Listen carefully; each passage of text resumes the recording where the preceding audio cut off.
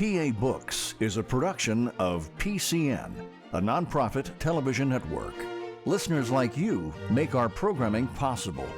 To learn more about PCN's mission and to support PCN with a donation, visit PCNTV.com. This link and others can be found in our show notes. We appreciate your support. Welcome to the PA Books podcast. I'm Phil Beckman. PA Books features interviews with the authors of Pennsylvania history, culture, and people. In this episode, we speak with Bill Double about his book, Charles E. Hires and the Drink That Wowed a Nation.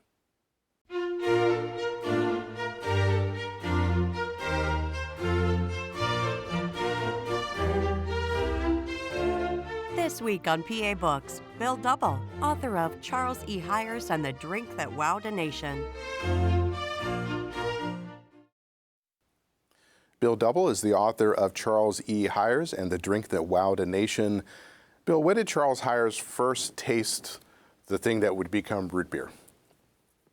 Oh, probably, let's see, he apprenticed for 4 years, then he came to Philadelphia, then he got married. He was around 21, in that range. And he and his wife were on vacation somewhere, and somebody made something for him. Right. What was it that he tasted? They went to a farm. We're not sure why they were there. Some people say it was a honeymoon, but I can't find any evidence of that. And anyway, she served them a drink, a beverage. She was known as a concoctor at the time. A lot of farm wives would prepare different foods, particularly drinks for their guests and their family. And Hires was particularly taken with this drink, and he thought he could commercialize it, and that's in the era when pharmacists were doing that quite often. They would sell drinks they would have rude soda fountains in their pharmacies. So he took it home and he experimented a little with it for a year or so. And then he introduced it at the Centennial celebration in Philadelphia.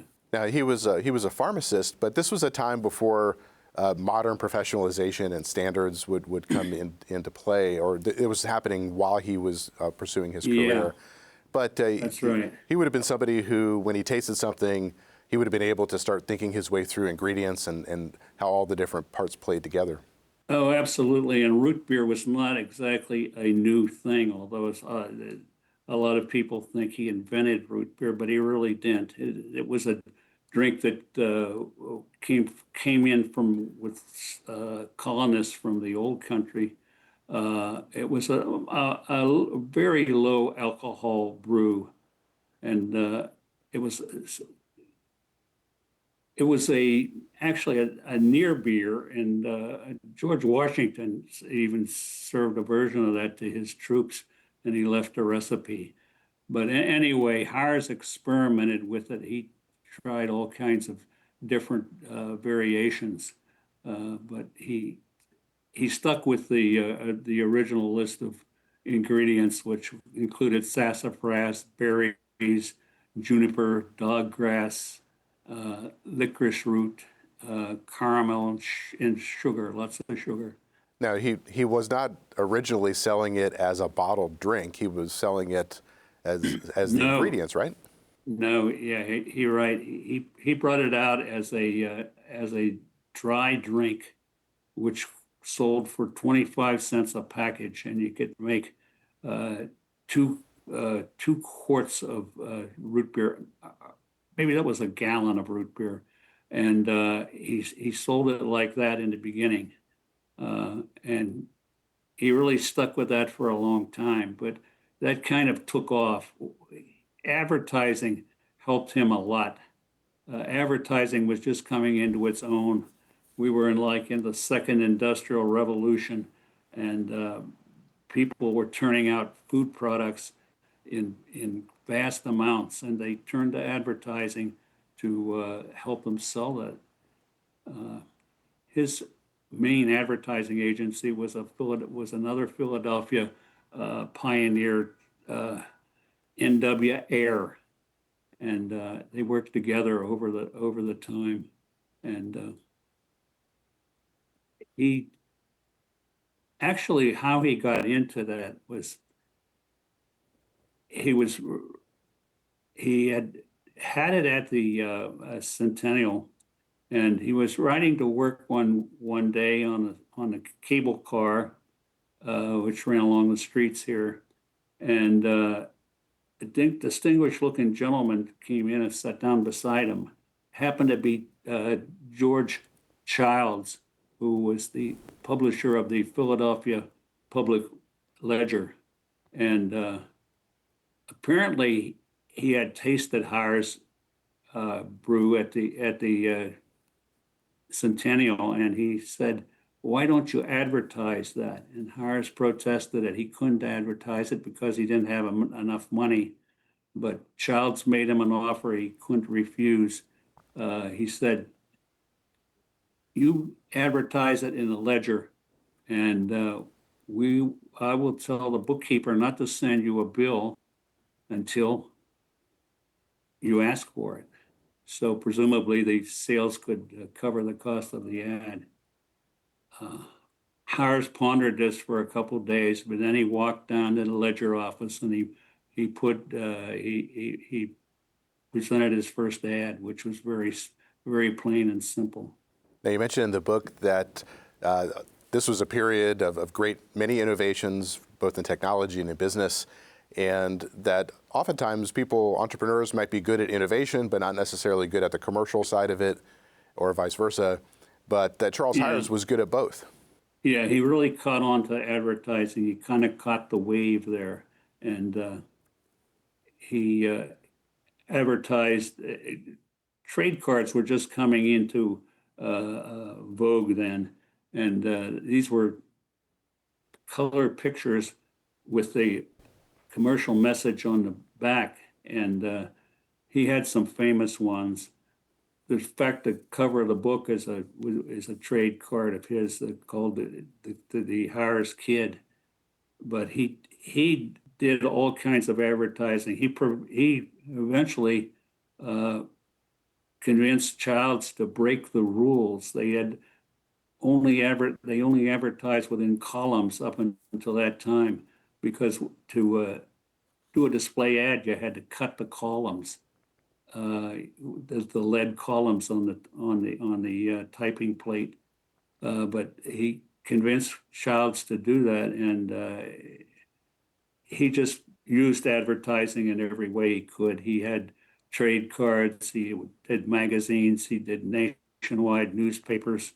In fact, his first factory, which happened in 1890, he had the whole second floor. It was on Arch Street, and the whole second floor of the factory was a print shop where he just churned out all kinds of advertising materials.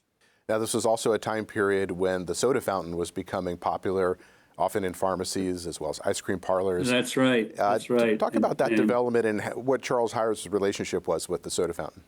He started his drugstore in, I think it was about 1872, and it was on Spruce Street, Philadelphia. He had a rude soda fountain there, and that's where he did experiments on the root beer. But actually, when he sold it, it was sold as a dried package, which you had to prepare using sugar, water, and yeast. The yeast later got him into trouble because that gave it a slight alcoholic content. So as the soda fountains were developing, usually that's a mix of carbonated water with syrup. Was he starting to sell syrup to some of these businesses? Oh yeah, that's correct. He did. He had a lot of druggists who came to the Centennial, and they took packages back, and he began to sell them syrup so they could make it at the soda fountain. But he was a little slow in that regard. he was making so much money from the dry stuff that he was selling that he kind of grew complacent. And when Coca-Cola came on 10 years later, and Moxie and Dr. Pepper, they were much more advanced in the soda fountain than Hires was. But he captured that a place in that market, and he did it in a very unique way. So he would end up creating his own soda fountain. How would that work? What was it? What was the design like? He saw he was way behind compared with his competitors, and the dry product was still selling pretty well, and he got a lot of resistance from his own staff. But he saw the future, and he took a look at at what was out there, and he determined that if you could get a device that would mix the syrup and the soda fountain in a measured amount. Up until then, the soda jerk would put the soda in, and then he would put the syrup in. And a lot of times he would use a lot more syrup than was necessary. But Hires had a keg made. There were a lot of inventions at that time, and he called it the money maker. And it would mix one pull of the handle would mix a perfect stein of root beer, and this kind of took off. Now they would also make the transition to bottling root beer, but they had technical difficulties with sealing the top of the bottle. That's correct. So how did they overcome that, and how did that change his business? He started bottling that in about 1890, and you're right. There were two problems that had to be overcome. One was to get a seal that would work, and the person that adopted that was named Painter, and he invented the crown cork seal, which is what you normally find on bottles today. Then there was the problem with the bottle, because the uniform glass bottle was a problem, and that was finally solved around 1894. And Hires was a pioneer in using both of these, an early adopter, as they say. And he was selling a fair amount of that, but the soda fountain really came on with a rush, and he was not prepared for that. We'll be back in a moment with the PA Books Podcast. Enjoying this podcast? Please support PCN with a donation at pcntv.com. This link and others can be found in our show notes. We appreciate your support. Were there other root beer competitors that he was dealing with? Oh yeah, there were some in Philadelphia. There was Barks that came on, that came out of New Orleans. He had a bunch of competitors, but they were all using advertising at that time. The thing about Hires was that he only used the purest, finest ingredients, and he didn't adulterate his soda with any caffeine or coal tar dyes. He would never do that, and he stubbornly refused to do that, even though he was urged to do it. So he kind of stayed on top of the root beer market with the new dispenser.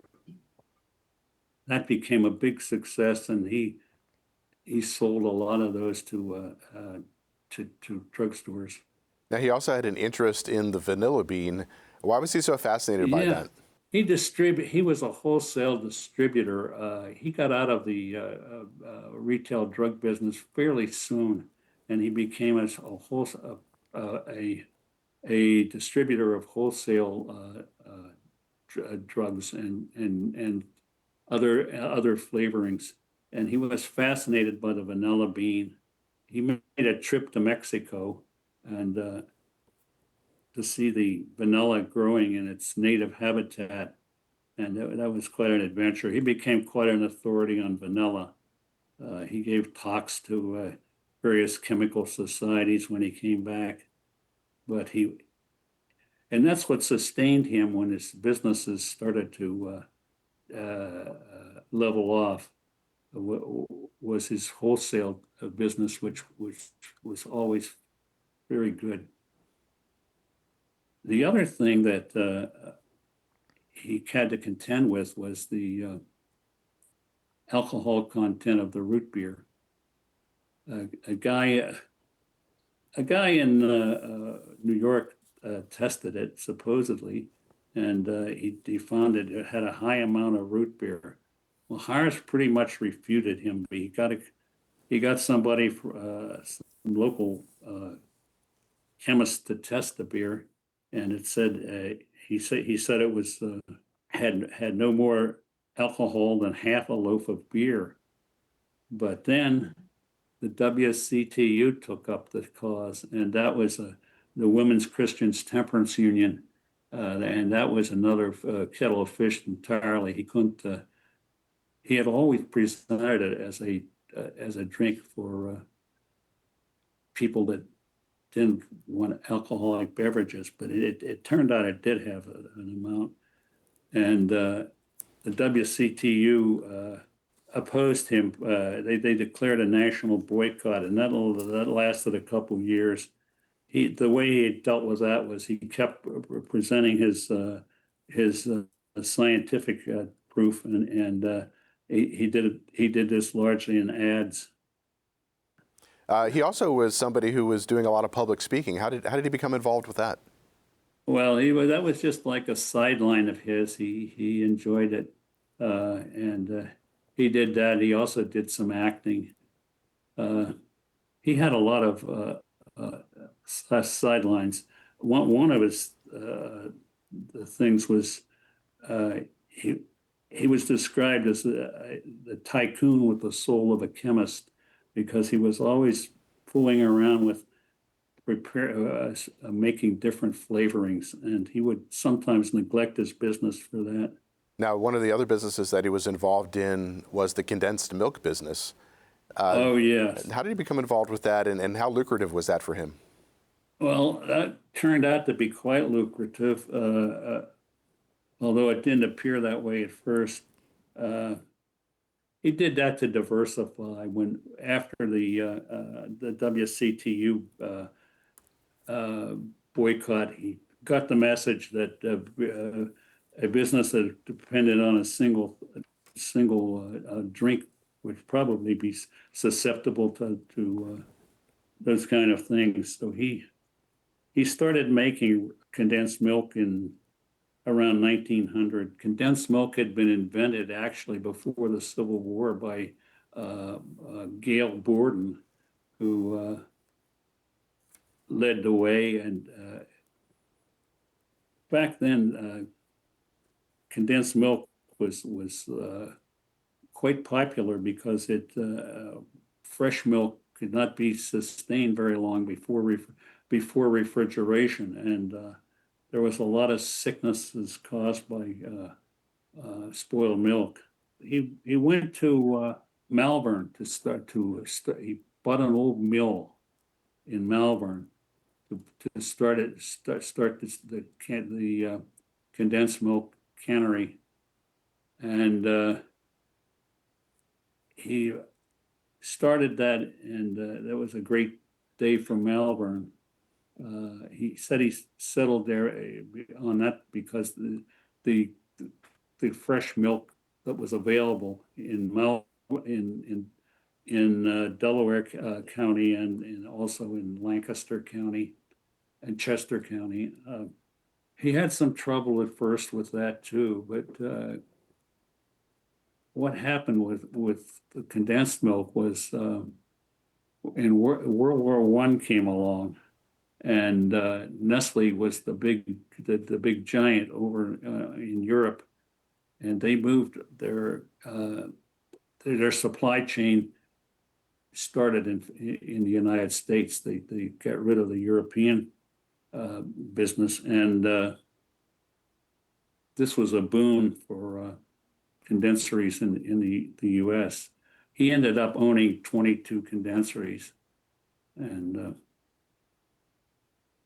it was quite lucrative. At the end of the war, there was a big bust because Nestle came back, but Nestle then decided they wanted to enter the U.S. market, so they set aside $15 million to buy condenseries in the U.S., and Hires was one of them, and he did quite well on that.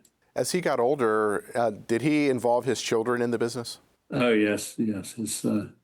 He had 5 children, and they were all professionals. They went to they went to Wellesley and to Haverford schools mainly, and his Charles E. Hires Jr. was named president of the company, and that was his youngest son. But he had 2 other sons that were involved in the business at various times.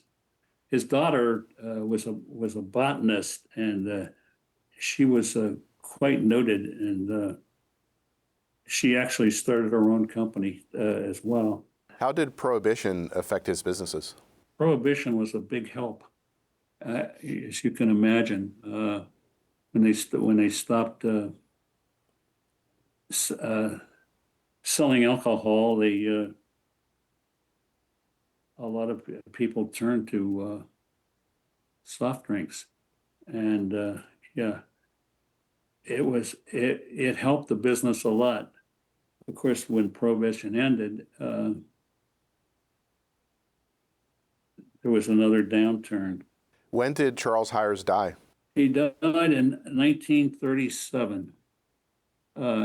He was quite old. He had lived from 1851 to 1937.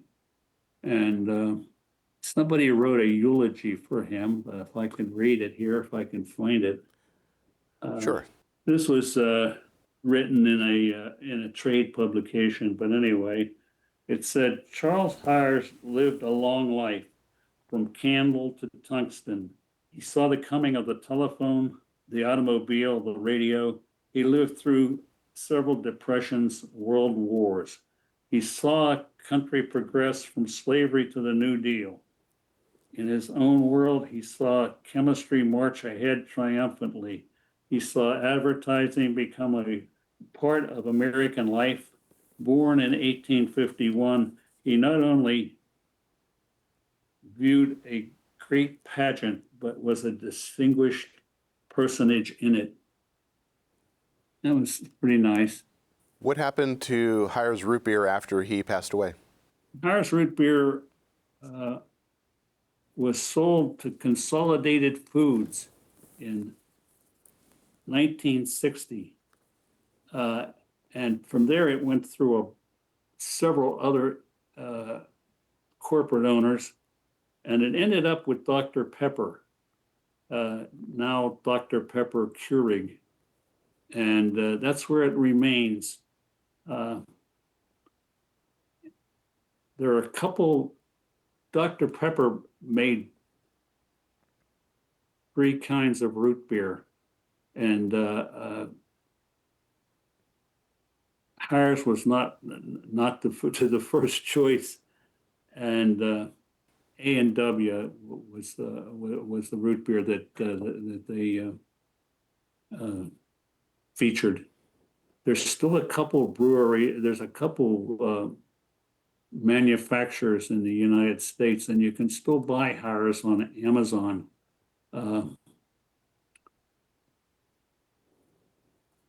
But it's hard to find. You can't find it in the stores around here, actually. Well, we've been speaking with Bill Double. He is the author of Charles E. Hires and the Drink That Wowed a Nation. Bill, thanks for joining us. Thank you. Listeners like you make PCN programming possible. Full episodes of PA Books as well as other PCN programs, are available to stream with the PCN Select app. To learn more about PCN's mission and to support PCN with a donation, visit pcntv.com. This link and others can be found in our show notes. We appreciate your support.